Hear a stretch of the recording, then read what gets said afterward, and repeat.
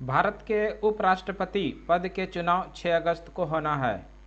आइए जानते हैं इस वीडियो के अंदर कैसे होता है उपराष्ट्रपति का चुनाव, साथ ही भारत के उपराष्ट्रपति का वेतन, भत्ते और उनको क्या क्या सुविधाएं मिलते हैं।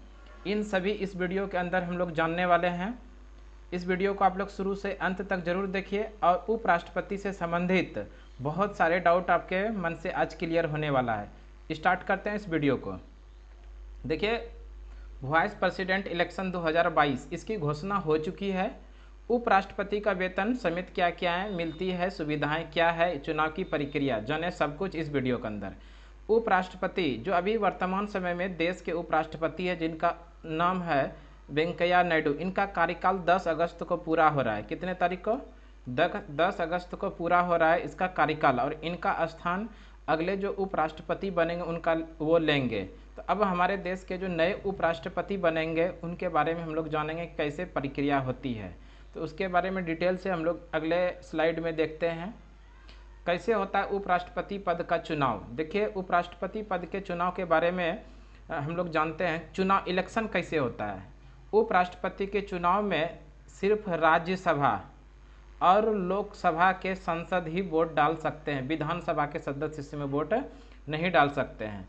जबकि राष्ट्रपति के चुनाव में विधानसभा के सदस्य भी भाग लेते हैं, लेकिन उपराष्ट्रपति के चुनाव में राज्यसभा और लोकसभा के सांसद ही इसमें भाग लेते हैं, यानी वोट डालते हैं। दोनों सदनों के मनोनीत सदस्य भी उपराष्ट्रपति चुनाव में वोटिंग कर सकते हैं। मनोनीत जो सदस्य वो भी वोटिंग कर सकते हैं। हालांकि मनोनीत सदस्यों को राष्ट्रपति चुनाव में वोटिंग का अधिकार नहीं है, यानी राष्ट्रपति के चुनाव में जो मनोनीत सदस्य हैं उनको वोट करने का अधिकार नहीं होता है, लेकिन उपराष्ट्रपति के चुनाव में उनको वोट करने का अधिकार दिया गया है। इस तरह से उपराष्ट्रपति के चुनाव में दोनों सदन यानी लोकसभा और राज्यसभा के कुल मिला के 790 सदस्य हिस्सा लेते हैं। लोकसभा और राज्यसभा के कुल मिला के कितने सदस्य हिस्सा लेते हैं? 790। राज्यसभा में कुल सांसदों की संख्या, राज्यसभा से कुल सांसद 245, कितना भाग लेते हैं? 245, जिसमें चुने गए सदस्य 233 और मनोनीत सदस्यों की संख्या 12 है। चुने गए 245 और मनोनीत सदस्य 12 है। उसी तरह निचले सदन यानी लोकसभा में कुल 545 सदस्य हैं, जिनमें से चुने गए 543, जो चुना गया है उनसे 543 और मनोनीत सदस्य 2 हैं। ये सभी उपराष्ट्रपति पद के लिए चुनाव इलेक्शन में अनुपातिक प्रतिनिधि पद्धति के आधार पर वोट किया जाता है। इसमें खास तरह से वोटिंग होती है जिसे सिंगल ट्रांसफरेबल वोट सिस्टम कहते हैं। क्या कहते हैं? सिंगल ट्रांसफरेबल वोट सिस्टम कहते हैं। चुनाव में मतदाता को वोट तो एक ही देना होता है, मगर उसे अपनी प्राथमिकता तय करनी होती है। जैसे पहली पसंद को पहले पे चुना जाएगा, दूसरी पसंद को 2 और तीसरी पसंद को प्राथमिकता देना, यानी पहले नंबर पे किसको पसंद किए, दूसरे नंबर पे किसको किए और तीसरे नंबर पे किसको किए। इस तरह से इसमें वोट करना है। और वोट करने के लिए कुल सदस्यों की संख्या कितना है? 790, जिसमें से कि लोकसभा और राज्यसभा से दोनों जुड़ा हुआ है। और लोकसभा राज्यसभा के अंदर जो मनोनीत सदस्य हैं वो भी उपराष्ट्रपति के चुनाव में वोट करते हैं। आगे और डिटेल देखते हैं इसमें कैसे होती है वोटों की काउंटिंग, यानी गिनती कैसे होती है वोटों की, वो भी जानते हैं। काउंटिंग में सबसे पहले यह देखा जाता है कि उम्मीदवारों को पहली प्राथमिकता वाले कितने वोट मिले हैं। सबसे पहले देखा जाता है कि नंबर 1 पे जो सबसे अधिक 1 नंबर जिनको चुना गया उनके बारे में देखा जाता है। और उसके बाद कुल संख्या को 2 से भाग दिया जाता है। उसके बाद जो कुल संख्या है उससे 2 से भाग दिया जाता है। भागफल में 1 जोड़ दिया जाता है। अब जो संख्या मिलती है उसे वह कोटा कहा जाता है। क्या कहा जाता है? कोटा। जीतने वाली प्रत्याशी को कम से कम कोटा जितना वोट हासिल करना जरूरी होता है। अगर पहली गिनती में ही कोई कैंडिडेट जीत के लिए जरूरी कोटे के बराबर या उससे ज़्यादा वोट हासिल कर लेता है तो उसे विजेता घोषित कर दिया जाता है। यानी वोट जितना कि कोटा के लिए अनिवार्य है, इतना कोटा आपको अनिवार्य इतना आ जाए, तो अगर पहली बार में ही उतना आ जाए तो उनको विजेता घोषित कर दिया जाता है। अगर पहली प्राथमिकता में जीत के लिए जरूरी वोट नहीं मिलते तो उस स्थिति में पहली प्राथमिकता में सबसे कम वोट पाने वाले उम्मीदवार को दौड़ से बाहर मान लिया जाता है।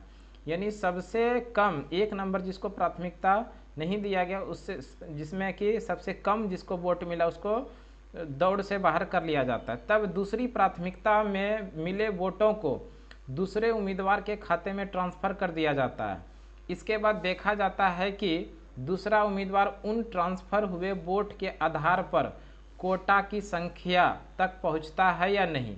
अगर वह कोटा तक पहुंचने में सफल रहता है तो उसे विजेता मान लिया जाता है, वरना यह प्रक्रिया तब तक जारी रहता है जब तक कोई एक उम्मीदवार निर्धारित कोटे को हासिल नहीं कर लेता हो।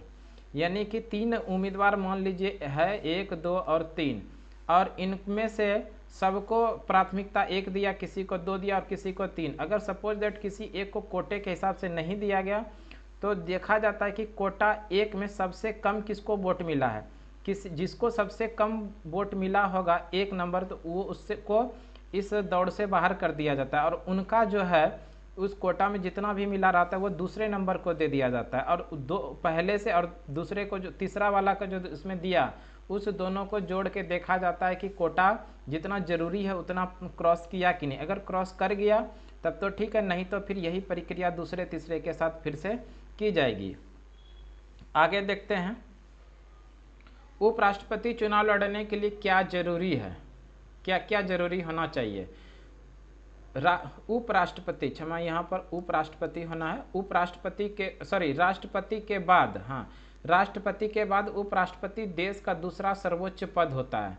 यानी राष्ट्रपति देश में सर्वोच्च पद राष्ट्रपति है, उसके बाद दूसरा सर्वश्रेष्ठ पद उपराष्ट्रपति है। देश का संविधान उपराष्ट्रपति को दोहरी भूमिका सौंपता है। पहली भूमिका कार्यपालिका के, दूसरे मुखिया और दूसरी भूमिका के राज्यसभा के सभापति की होती है। उपसभापति जिम्मेदारी तब अहम हो जाती है जब राष्ट्रपति का पद किसी वजह से खाली हो जाए, तब इस जिम्मेदारी को उपराष्ट्रपति को ही निभानी पड़ती है। किसी भी परिस्थिति में यदि अगर राष्ट्रपति का पद खाली हो, इस स्थिति में राष्ट्रपति का पद उपराष्ट्रपति को ही निभाना पड़ता है। कब होना है उपराष्ट्रपति के पद का चुनाव, ये भी घोषणा हो चुका है। तो चुनाव आयोग ने 5 जुलाई को भारत के उपराष्ट्रपति के चुनाव के लिए अधिसूचना जारी कर दी है। यानी 5 जुलाई को कर दी थी और चुनाव 6 अगस्त को होगा। चुनाव कितने तारीख को होगा?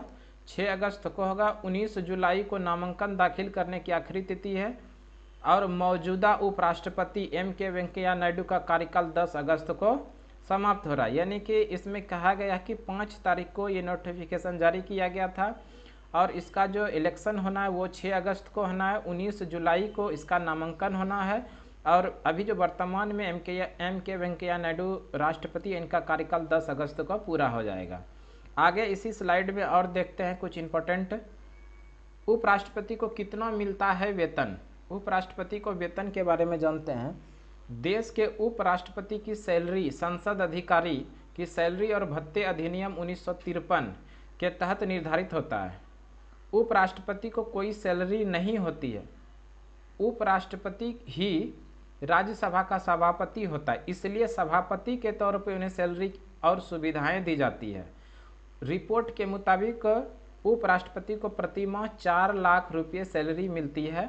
इसके अलावा उन्हें कई तरह की भत्ते भी दी जाती है। देखिए, उपराष्ट्रपति की डायरेक्ट बात करें तो उसको कोई सैलरी नहीं है, लेकिन उपराष्ट्रपति जो होते हैं राज्यसभा के सभापति होते हैं। इसी राज्यसभा के सभापति के तौर पे उन्हें सैलरी दी जाती है प्रति माह 4 लाख। कितना दिया जाता है? 4 लाख दिया जाता है। इसके अलावा बहुत सारे तरह के इनके भत्ते दिए जाते हैं। अब देखते हैं उपराष्ट्रपति की शक्तियाँ। उपराष्ट्रपति को क्या क्या शक्ति है? राष्ट्रपति के बाद उपराष्ट्रपति देश का दूसरा सर्वोच्च पद होता है। देश का संविधान उपराष्ट्रपति को दोहरी भूमिका सौंपता है। पहली भूमिका कार्यपालिका और दूसरे मुखिया और दूसरी भूमिका राज्यसभा के सभापति की होती है। उपराष्ट्रपति की जिम्मेदारी तब अहम हो जाती है जब राष्ट्रपति का पद किसी वजह से खाली हो, तब इस जिम्मेदारी को उपराष्ट्रपति को ही निभाना पड़ता है। यानी राष्ट्रपति का पद अगर खाली हो तो उपराष्ट्रपति को ही इसका पद निभाना पड़ता है, उनका कार्यभार। आगे देखते हैं और डिटेल्स। देखिए देश में अब तक कुल कितने उपराष्ट्रपति रहे उनके बारे में भी हम लाए हैं, तो उसको भी देख लेते हैं हम लोग। देश में पहले उपराष्ट्रपति जो थे वो डॉक्टर सर्वपल्ली राधाकृष्णन थे, जिनका कार्यकाल 1952 से लेकर 1962 यानी 2 बार ये उपराष्ट्रपति बने।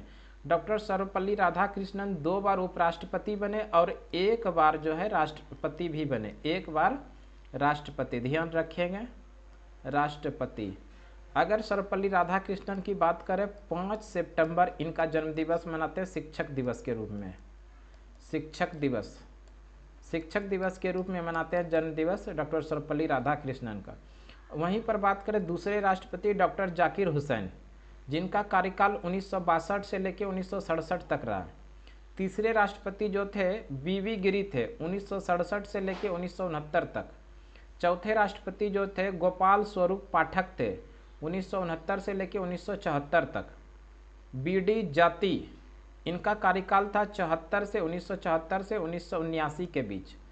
एम हिदायतुल्लाह, इनका कार्यकाल था 1979 से लेकर 1984। आर वेंकट रमन, 1984 से लेकर 1987।